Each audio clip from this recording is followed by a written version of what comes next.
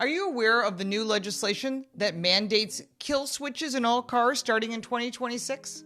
Yeah, it was snuck inside a recently passed $1.2 trillion infrastructure bill and is a proposal to have a lockout device to be installed in all new cars. This is no joke and has already passed Congress and the House. So that means it's in play, it's the law until something changes that. A quote from Law Enforcement Today commented that the infrastructure bill includes drunk driving kill switch in all cars, and some worry that government will abuse it.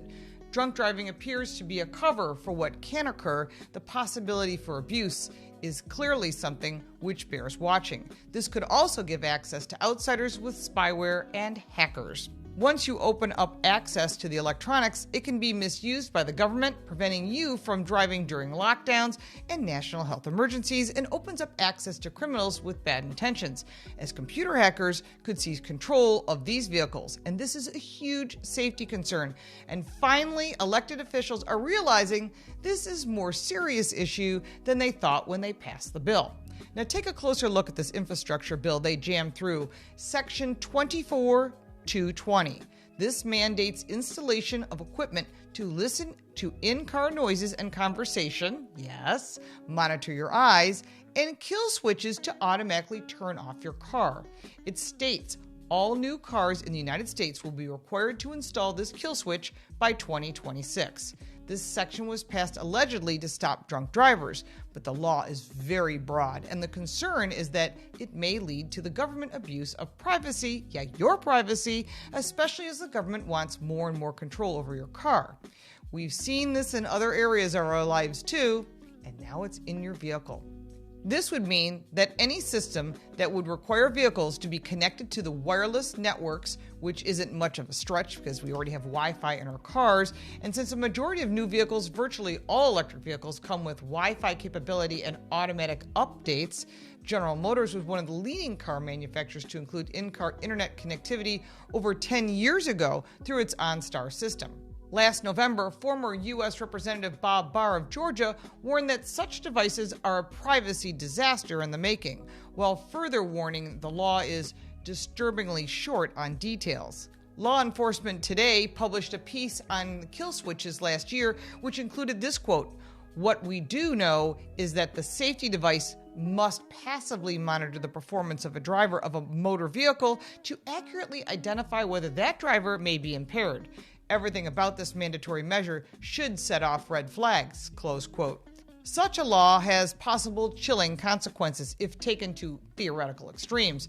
Why do you think the bureaucracy is pushing such a thing as a smart grid? Once again, that would allow the federal government to control what Americans set their thermostat at, how many hours per day you could run an air conditioner, and the distance you can drive as well. No, I'm not wearing a tinfoil hat, and many of these controls are already in place, and we live with them every day. But how many do you actually want? We have covered automotive kill switches in the past, and you can check that out up here. But if you dig deeper, you'll find even more details. Nobody can argue that drunk drivers are an issue with road safety and everyone's safety. However, the latest proposal by the Biden administration raises some serious questions. From a police perspective, having the ability to shut down another driver's car, either operated by a drunk driver or a stolen car, could prove to be advantageous for everyone's safety. The elimination of dangerous police pursuits is a goal that all police officers would embrace in order to reduce the danger to the public as well as to officers themselves. One problem identified is the fact that the proposed kill switches is an open system, or at least one with a back door, meaning that authorized or unauthorized third parties can remotely access the system for data at any time, like insurance companies, or the government, or the car manufacturers. And that, of course, begs the question, who exactly will have access to your car's kill switch? Hackers, police department, Department of Justice, the IRS? Lawyers wonder if a warrant would be required in order to activate your car's system and shut it down. In all vehicles built after 2026, drivers will no longer have the sole choice as to whether or not a car may be driven, and instead that decision will be, at least in part, put into the hands of the algorithm over which the car's owner or driver have neither knowledge nor control.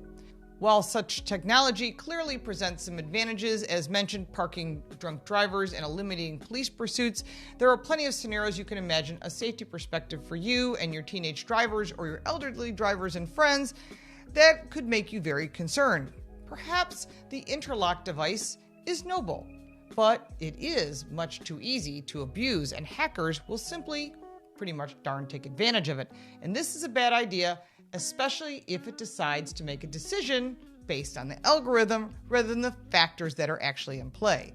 This system could be utilized or adjusted down the road to alert law enforcement authorities that someone is speeding over the limit. This is already in place in the UK. I was just there and witnessed it myself. No, I didn't get pulled over, but you could see all the notifications that were coming up on the Waze app that they were basing your average speed, and they just send you a ticket.